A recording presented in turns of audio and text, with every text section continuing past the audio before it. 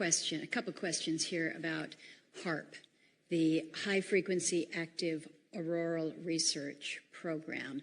Several of you at the table have a little bit of a piece here. As you know, this is located up in Alaska. It's currently funded by the Air Force Research Lab. It was formerly funded by the Office of Naval Research. One of the prime customers is DARPA, which is currently running experiments at the facilities here. Then to Dr. Walker and Mr. Schaefer then, Dr. Walker, your agency is currently running the facility. I've mentioned that it's our understanding through the president of UAF that the plans are to move forward and demolish the facility this summer. So the question to you is that accurate? Can you explain why? And then perhaps to both you and Mr. Schaefer, is there any benefit in exploring a potential relationship with the University of Alaska to perhaps take over the HAARP? Yeah, thank you, Senator. The Air Force has gotten great value out of HAARP in the past. We took over from the Navy and managed it and actually did a number of experiment campaigns up there and have finished our work that we're interested in doing up there. We've moving on to other ways of managing the ionosphere, which the HAARP was really designed to do, was to inject energy into the ionosphere, be able to actually control it. And but that work has been completed.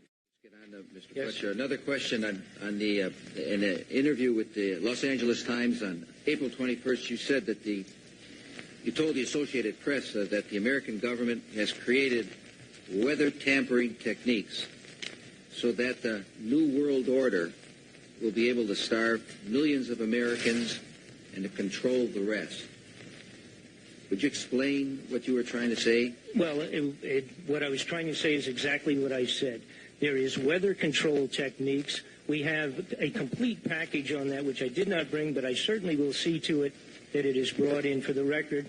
Number one, the entire patents on the equipment.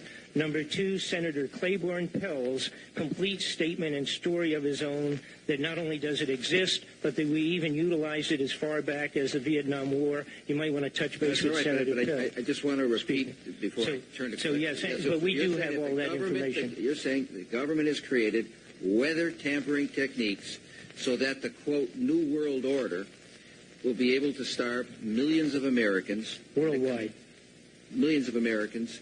And to control the rest. Yes, sir, and that's my belief. As bizarre as that sounds, if somebody had told me that equipment even existed 10 years ago, I would have thought they were nuts, sir. And at this point in time, we have all the documents to prove it. And if you think that 85 tornadoes takes place in the middle of our growing area by simultaneous accident, I'm sorry. With the equipment that's already set up internationally, and as bizarre as that is, it is proven and documented. We will supply you with those documents. As bizarre as that is, I would say that weather wars, and this is quoting actually Senator Claiborne Pell himself, that they are the greatest weapon ever created in the world, and that's the senator's own statement. So yes, I do stand on that. Thank you.